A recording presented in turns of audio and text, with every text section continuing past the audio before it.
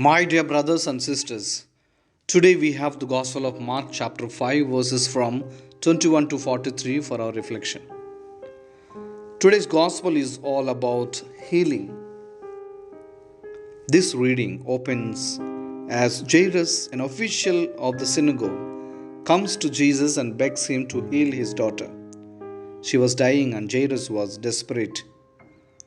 He begs Jesus to come and simply lay his hands on her.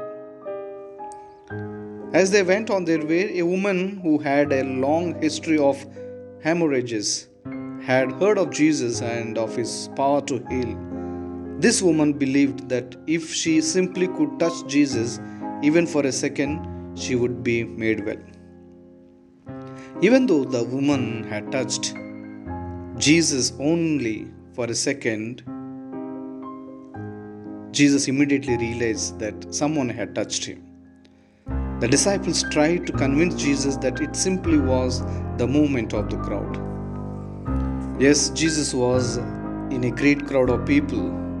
However, he also knew that the touch he experienced simply was not someone in the crowd bumping into him. Jesus had experienced the touch of faith. Jesus stops and asks who had touched him. The woman came forward and fell at his feet. And Jesus appreciates or quietly tells her that it was her faith that saved her. My friends, the focus of the gospel then returns to Jairus and his daughter. One of his servants comes to Jairus and tells him that his daughter has died. It was too late to save his child.